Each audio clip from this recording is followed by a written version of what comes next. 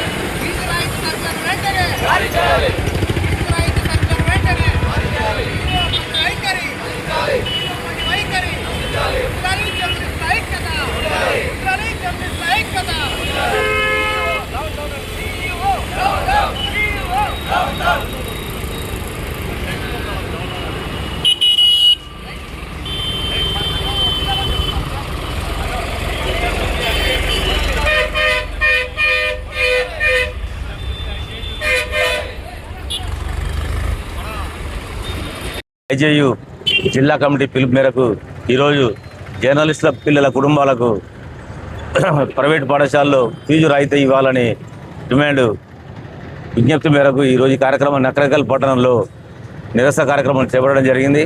ముఖ్యంగా పాఠశాలలు ప్రారంభమై 20 రోజులు అయినప్పటికీ ఇంతవరకు సర్క్యులర్ ఇవ్వకపోవడం ఇది కావాలనే చేసే విధంగా ఉన్నట్టు అనిపిస్తుంది. వెంటనే DO గారు స్పందించి వెంటనే సర్క్యులర్ జారీ చేయాలని డిమాండ్ చేస్తున్నాం.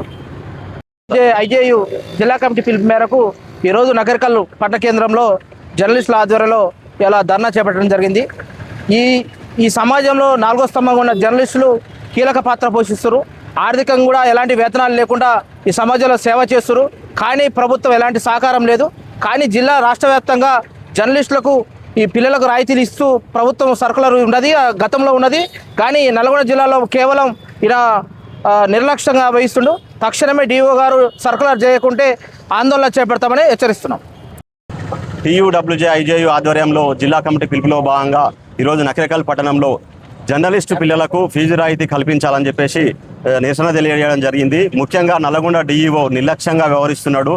గత నెల 5వ తారీఖున TUWJ IJU నాయకత్వం రిప్రజెంటేషన్ చేసినప్పటికీ మిగతా జిల్లాల్లో సూర్యాపేట కానీ మిగతా తెలంగాణ 10 జిల్లాల్లో అందరూ DEOలు కూడా ఫీజు రాయితీకి సంబంధించి సర్క్యులర్ ఇచ్చినప్పటికీ కేవలం నల్లగొండ DEO నిర్లక్ష్యంగా వ్యవహరిస్తూ మన జర్నలిస్టుల పట్ల చిన్నచూపు చూస్తున్న పరిస్థితి ఈ జిల్లాలో కనిపిస్తుంది.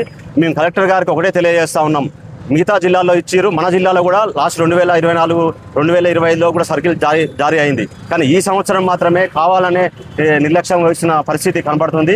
జిల్లా కలెక్టర్ గారు వెంటనే స్పందించి ఎమ్మటే ఫీజు రాయితీకి సంబంధించిన సర్క్యులర్ జారీ చేయాలి, కింది లెవెల్లో అన్ని పాఠశాలల్లో కూడా అమలయ్యేటట్టు చర్యలు తీసుకోవాలని చెప్పేసి నేను కోరుతా ఉన్నా.